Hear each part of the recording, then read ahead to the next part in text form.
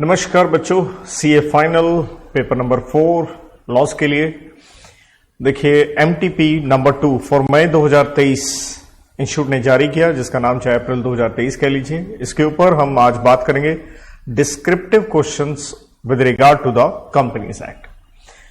देखिए एक आधे प्रश्न जो है वो काफी अच्छे हैं, मतलब 2 क्वेश्चन काफी मैं कहूंगा अच्छे इंस्टीट्यूट ने डाले हैं पहली बार, तो इनका विशेष ध्यान रखिए। आइए हम डिस्कशन स्टार्ट करते हैं।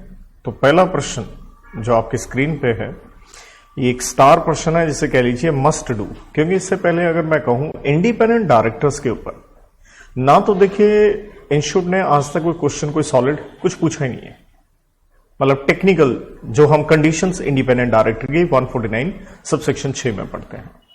तो इसलिए थोड़ा मेरे को यहां से हिंट मिल रहा है कि इंडिपेंडेंट डायरेक्टर के ऊपर अब की बार प्रैक्टिकल क्वेश्चन आपको जरूर दिखेगा, तो ध्यान रखिएगा, बड़े अच्छे से आप प्रिपेयर कीजिएगा। तो प्रश्न आपके सामने, मिस्टर आरव एक पार्टनर है किसमें? एक एलएलपी, गरुड़ एलएलपी में। ये कंसल्टिंग फर्म है। कहता है following table depicts the percentage of turnover of Garud LLP attributable to services rendered to one of its client Vivaan limited. तो ये एलएलपी का एक पार्टनर बता रखा आरव, और इस एलएलपी ने अपनी सर्विसेज दी हैं विवान लिमिटेड को। उससे रिलेटेड टर्नओवर आपको बता रखी है पिछले 3 बरस की परसेंटेज ऑफ टर्नओवर एलएलपी की विवान की तरफ। ये 3 साल की परसेंटेज आपके सामने है। कहता है during the last financial year LLP ने कुछ सर्विसेज एक और कंपनी सात्विक लिमिटेड, कौन है सात्विक? ये एसोसिएट है, किसकी एसोसिएट है? विवान की।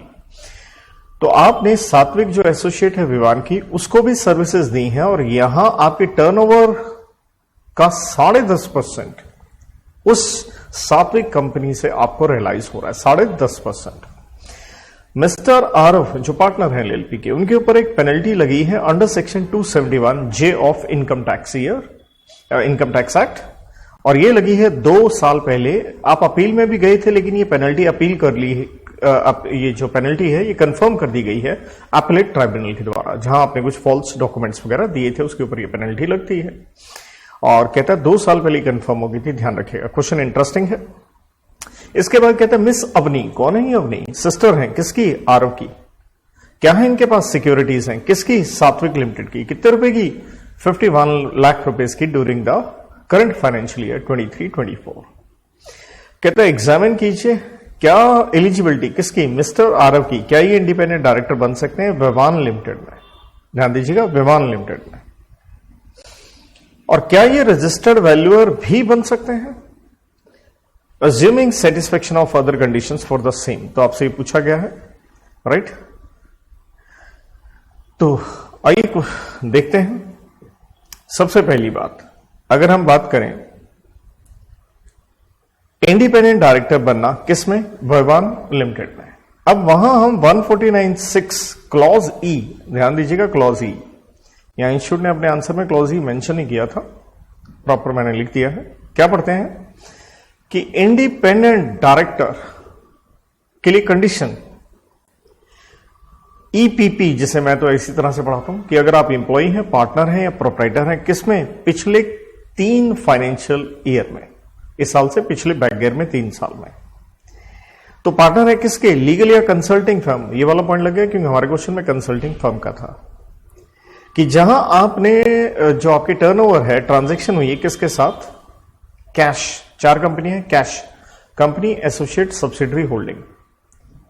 तो ध्यान दीजिएगा, एसोसिएट के साथ हमने ऊपर पढ़ा था सात्विक लिमिटेड, वहां टर्नओवर देखिए विवान में आपकी टर्नओवर जो थी वो कम थी, 436, लेकिन ये जो सात्विक एसोसिएट थी इसमें टर्नओवर आपकी 10.5% थी। तो हमारी कंडीशन है ये चारों कंपनियों में, जिसे हम कहते हैं कैश नाम की कोड की 4 कंपनियों में से, अगर ये है 10% और मोर, यहां तो 10.5% है, तो इसलिए आप यहां पे इंडिपेंडेंट डायरेक्टर बन नहीं पाएंगे। इंडिपेंडेंट डायरेक्टर के ऊपर एक हिस्सा और देखिएगा, क्योंकि उसने क्या कहा क्वेश्चन में, also analyse the situation and impact on eligibility of mister Aarav to be appointed as independent director in lieu of security held by miss Avni in Satvik limited. उसकी बहन के पास 51 लाख रुपए के शेयर थे। तो यहां हम पढ़ते हैं 149 सबसेक्शन 6 क्लॉज डी के अंदर कि आपके किसी भी रिश्तेदार के पास, तो रिश्तेदार की डेफिनेशन हम पढ़ते हैं सेक्शन 2 क्लॉज 77 में, उसके अंदर सिस्टर आती है, कि अगर आपके पास सिक्योरिटी है, अगेन किसमें, वही 4 कंपनियां, कैश, राइट, और कौन से साल में, अगेन 3 साल है, या 3 साल थोड़े डिफरेंट होते हैं, 2 पिछले फाइनेंशियल ईयर और एक करंट ईयर में, तो आप इंडिपेंडेंट डायरेक्टर नहीं बन पाएंगे। लेकिन कब नहीं बन पाते हैं, अगर आपके पास 50 लाख से ज्यादा होती हैं ये सिक्योरिटीज की वैल्यू, क्योंकि आगे देखिए प्रोविजन क्या है, रिलेटिव में होल्ड सिक्योरिटी और interest in the company of face value not exceeding 50 lakh रुपए। तो 50 लाख से ज्यादा हो तो समस्या है, 50 लाख तक समस्या नहीं है, ये हम एक एक्सेप्शन पढ़ के आते हैं। तो इसलिए यहां पे मिस अवनी जो उसकी सिस्टर होगी 51 लाख 50 लाख से ज्यादा हो गया, तो इसलिए आप इंडिपेंडेंट डायरेक्टर नहीं बन पाएंगे। क्वेश्चन का एक हिस्सा और था, क्या आप रजिस्टर्ड वैल्यूअर बन पाएंगे? तो देखिए रजिस्टर्ड वैल्यूअर के ऊपर स्वाभाविक है, हम पढ़ते हैं चैप्टर नंबर 17 चैप्टर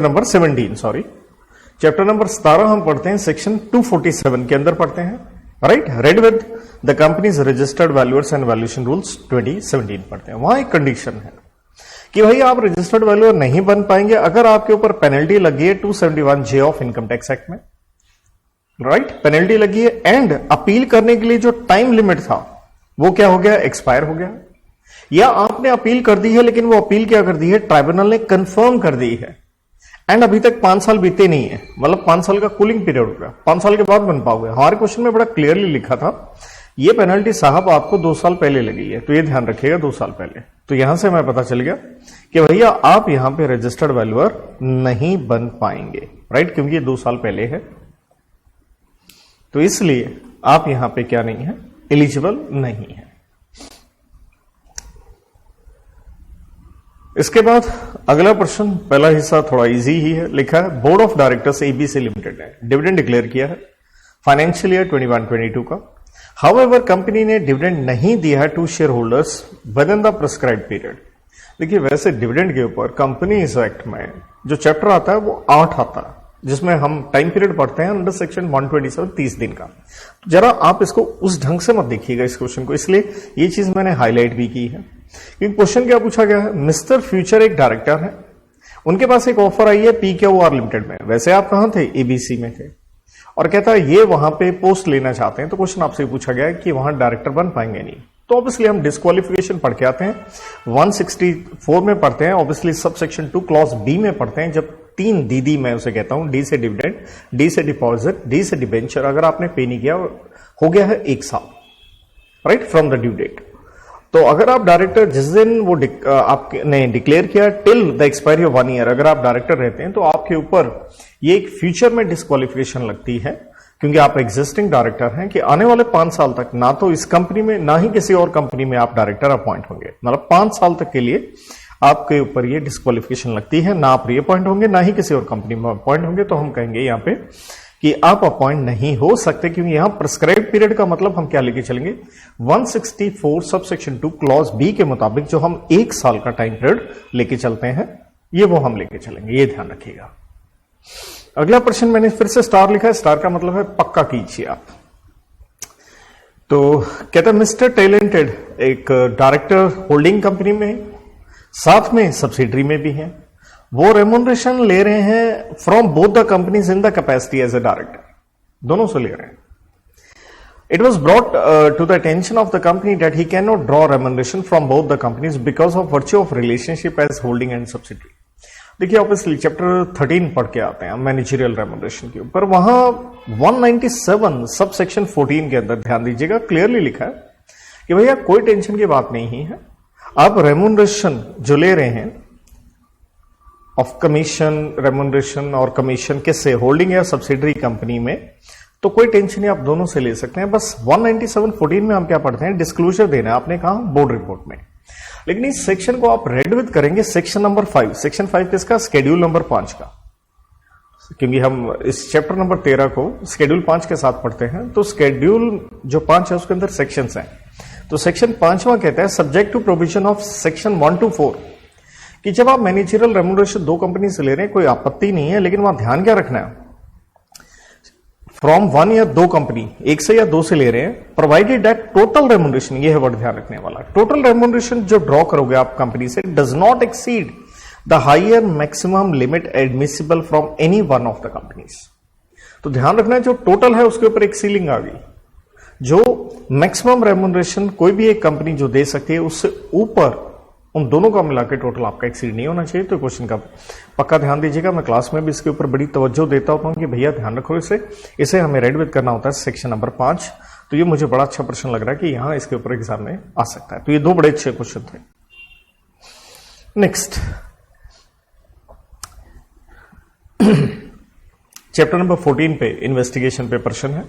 कहता है नेसेसिटी लिमिटेड मैन्युफैक्चरिंग में इन्वॉल्व है, दो डायरेक्टर्स विद CFO ये काफी मैल प्रैक्टिस एंड फॉल्सिफाइंग अकाउंट्स कर रहे थे। कुछ एम्प्लॉयज ने जो कि मेंबर भी हैं सस्पिशियस हुए कि सीरियस फ्रॉड हो रहा है, CFO के साथ मिलकर हो रहा है, तो उन्होंने एक एप्लीकेशन फाइल कर दी है सेंट्रल गवर्नमेंट के पास अंडर सेक्शन 212 कि भैया इन्वेस्टिगेशन किया जाए, SFIO के द्वारा करवाया जाए। 1600 आउट ऑफ 2000 मेंबर, परसेंटेज आप निकाल लीजिए 1600 2000 का, right. So it turns out to be 80%। आपने क्या पास कर दिया, resolution for investigation by CG। तो दैट मीन्स 80% ने अगर अप्रूव कर दिया तो यहां क्या पास हो गया, स्पेशल रेजोल्यूशन पास हो गया। तो प्रश्न यही पूछा गया है आपसे, CG ने एक्सेप्ट कर ली है application and assign investigation to SFIO, लेकिन वो जो दो डायरेक्टर्स हैं बिलीव्ड कि एप्लीकेशन टेनेबल नहीं है, मींस एक्सेप्टेबल नहीं है, since it was not followed by 90% of members. ऐसा हम 212 में कहीं नहीं पढ़ते हैं। क्वेश्चन क्या डायरेक्टर बताइए, सर्कमस्टांसेस कब CG इन्वेस्टिगेशन कर सकती है अंडर सेक्शन 212। तो देखिए, और दूसरी बात क्या मेंबर्स की एप्लीकेशन टेनेबल होगी या नहीं। 212 में हम 4 ग्राउंड पढ़ते हैं, एक रिपोर्ट आई ROC की आई या इंस्पेक्टर की आई विद रिगार्ड टू सेक्शन 208, दूसरा आपने SR पास कर दिया, तीसरा पब्लिक इंटरेस्ट में, और चौथा है CG इन्वेस्टिगेशन का ऑर्डर देती है जब रिक्वेस्ट आती है किसी भी सरकारी विभाग से, मतलब सेंट्रल गवर्नमेंट का या स्टेट गवर्नमेंट का डिपार्टमेंट हो। तो हमारे यहां पे पॉइंट नंबर कौन सा लग गया, स्पेशल रेजोल्यूशन। तो इसलिए हम कहेंगे कि स्पेशल रेजोल्यूशन 75% पे पास होता है, लेकिन यहां तो कितना था, 80% हो गया था, इसलिए टेनेबल है, राइट। सो एप्लीकेशन एक्सेप्ट की जाएगी सेंट्रल गवर्नमेंट के द्वारा। Next chapter number 20 winding up के ऊपर प्रश्न है। Sangram limited in the process of liquidation है। It had some correspondence with its auditor which was in the company's letterhead. The auditor observed that the letterhead was not in compliance with section 344 as it did not mention the fact that the company was being wound up. He immediately called one of the directors and advised about the provisions of 344 and the consequences of the non-compliance. State the provisions and consequences. देखिए हम simple पढ़ते हैं, अगर company कहां है, is in liquidation है, तो liquidation किसके द्वारा हो रहा है, देखिए चाहे ट्राइब्यूनल है या वॉलंटरी है, जैसे मर्जी, जो भी कंपनी का इनवॉइस, नंबर 1 कोई भी इनवॉइस कंपनी की तरफ से या कोई भी ऑर्डर फॉर गुड्स दिया है या कोई भी आपने बिजनेस लेटर वगैरह इशू करी है, किसने करी है, किसी ने भी, बाय और on behalf of the company, CL भी हो सकता है, रिसीवर या manager of the property of the company, right. तो कंपनी के नाम पे कोई डॉक्यूमेंट है जहां पे कंपनी का नाम अपीयर हो रहा है, तो इस document must contain a statement, उसके अंदर एक स्टेटमेंट आपको मेंशन करना होगा that the company is in liquidation, कि company is being wound up, ये आपको मेंशन करना होता है। इस सेक्शन का कंप्लायंस नहीं करेंगे तो आपके ऊपर फाइन लगती है। स्वाभाविक है, फाइन किसके ऊपर लगेगा, कंपनी हो, एवरी ऑफिसर हो, CL हो, रिसीवर हो, मैनेजर हो, जिन्होंने ऐसा किया, जिनका ये गलती था। 50,000 से लेके 3 लाख, मतलब सिंपल 50,000 मिनिमम हो गया, मैक्सिमम हो गया 3 लाख तक आपको पेनल्टी लगेगी। इसलिए यहां ऑडिटर का ये कहना बिल्कुल सही है। तो एक अच्छा क्वेश्चन ये भी बनता है एग्जाम के लिए, इसे ध्यान रखिएगा। अगेन नेक्स्ट क्वेश्चन देखिए, वही रजिस्टर्ड वैल्यूअर एंड वैल्यूएशन के ऊपर है, मतलब चैप्टर नंबर 17 के ऊपर प्रश्न फिर से है। कहता है मिस्टर शाह क्या होते हैं, कॉन्विक्ट होते हैं by court in case of valuation report जो आपने एक्स लिमिटेड की इशू करी थी for preferential allotment to outlook investors. The valuer made no due diligence and the methods adopted while valuing the company intended to defraud the members. तो आपसे पूछा गया है वैल्यूअर साहब की लायबिलिटी। तो देखिए आपने ड्यू डिलीजेंस नहीं किया, आपने कंप्लायंसेस नहीं किए हैं, तो 247 सब सेक्शन 4 में हम पेनल्टी पढ़ के आते हैं। इसके ऊपर पहले ही प्रश्न आया है, तो ये क्वेश्चन आपने पक्का देखा होगा। तो यहाँ इंप्रिजनमेंट आपको मैक्स होती है 1 साल तक की, एंड साथ में फाइन लगता है वो 1 लाख रुपए मिनिमम, 1 से 5 लाख तक लगता है। साथ में अगर आपका कन्विक्शन हो जाता है तो आपको रेम्यूनरेशन जो मिली थी वो भी आपको रिफंड करनी पड़ेगी। नंबर 2, किसी भी व्यक्ति को जो डैमेजेस नुकसान हुआ है because of your misleading incorrect statement, वो भी आपको बेयर करने पड़ेंगे। इसी का अगला हिस्सा है, मिस्टर राविश एक सीए हैं, वो कॉन्विक्ट होते हैं by court of civil offense, civil court के द्वारा 10 साल के लिए कन्विक्ट होते हैं। और ध्यान दीजिएगा ये कन्विक्ट कब होते हैं, 31 दिसंबर 2013, दैट इज इंपॉर्टेंट। ऑन 1 जनवरी 2023, देखिए अब 10 साल बीत गए, राइट, 10 साल की जेल होती है। अब 10 साल के बाद वो आपको अपने आप को रजिस्टर्ड वैल्यूअर के रूप में रजिस्टर करवाना चाहते हैं। तो प्रश्न ये है, क्या ये रजिस्टर्ड वैल्यूअर बन सकते हैं? देखिए हम रूल नंबर 3 के अंदर पढ़ते हैं, उसके अंदर ये कंडीशन पढ़ते हैं कि भैया अगर आप किसी ऑफेंस में कॉन्विक्ट हो गए हो तो जहां पे आपको जेल हुई है 6 महीने से ज्यादा, राइट, तो 5 साल का कूलिंग पीरियड है, जिसका मतलब है 5 साल अभी हुए नहीं है from the expiry of sentence, आप रजिस्टर्ड वैल्यूअर नहीं बनेंगे। लेकिन इसकी एक बड़ी जबरदस्त प्रोविजन ये कहती है, अगर आप कन्विक्ट हो गए हैं 7 साल के लिए, 7 साल या उससे ज्यादा, तो आप कभी भी रजिस्टर्ड वैल्यूअर नहीं बनेंगे। हमारे क्वेश्चन में क्लियर था, आप 10 साल के लिए कन्विक्ट हुए हैं तो इसलिए आप यहां पे एलिजिबल नहीं रहेंगे। नेक्स्ट, निधि कंपनी के ऊपर डायरेक्ट सा प्रश्न है। तो सनशाइन एक निधि कंपनी है, बोर्ड ऑफ डायरेक्टर्स ने डिसाइड किया है local facilities on rent to members देंगे। तो ये एक प्रोहिबिटेड सर्विस में नहीं आता, कंपनी ये सुविधा दे सकती है, लेकिन वहां हम कंडीशन पढ़ सकते हैं कि आपकी जो ग्रॉस इनकम है वो 20% से ज्यादा ना हो, जो रेंटल इनकम है। लेकिन यहां क्या कहता है, rental income from such letting out would be around 25% of gross income. बताइए लीगल वैलिडिटी। तो रूल 6E के अंदर हम ये देख के आते हैं, तो हम ये कहते हैं नॉट एक्सीडिंग 20%, 20% से ज्यादा आपकी यहां से जो रेंटल इनकम है वो आपके ग्रॉस इनकम का परसेंटेज 20 से ज्यादा ना हो। आप 25 ले रहे हैं तो आप ये कार्य कर नहीं सकते। नेक्स्ट, चैप्टर नंबर 18 के ऊपर जहां हम removal of name of company from section 248 से लेकर 252 में पढ़ते हैं, उसके ऊपर प्रश्न है, लीडिंग लिमिटेड ने एक एप्लीकेशन फाइल की है आरओसी को for removal of name of company, मतलब कंपनी की तरफ से वॉलंटरी आप रिमूव करवाना चाहते हैं। तो यहां लग गया सेक्शन 248 का सबसेक्शन 2, जहां वॉलंटरी रिमूव करना चाहते हैं। एसआर आपको पास करना होता है, वो भी कह रहे हैं ठीक है। On the complaint of certain members, कुछ मेंबर्स ने कंप्लेंट की है, ROC came to know that already एक एप्लीकेशन पेंडिंग है before tribunal for approval of propose CA, that is compromise और अरेंजमेंट की स्कीम से रिलेटेड। और कहता है एप्लीकेशन फॉर, और ये है इंपॉर्टेंट पॉइंट यहां पे, ये एप्लीकेशन कॉम्प्रोमाइज अरेंजमेंट की फाइल की गई थी 2 months prior to the filing of application for removal to the ROC. तो कहता है बताइए in the light of following कि ये कुछ क्वेश्चंस बताइए, legality of filing in application. Number 2, consequences अगर आपने एप्लीकेशन फाइल कर दी है। 1, क्या ठीक फाइल की है, गलत है तो परिणाम क्या होंगे। Number 3, in case ROC company को डिसॉल्व होने का ऑर्डर पास कर देता है 248 के अंदर, तो अब रेमेडी क्या अवेलेबल है एग्रीड पार्टी को।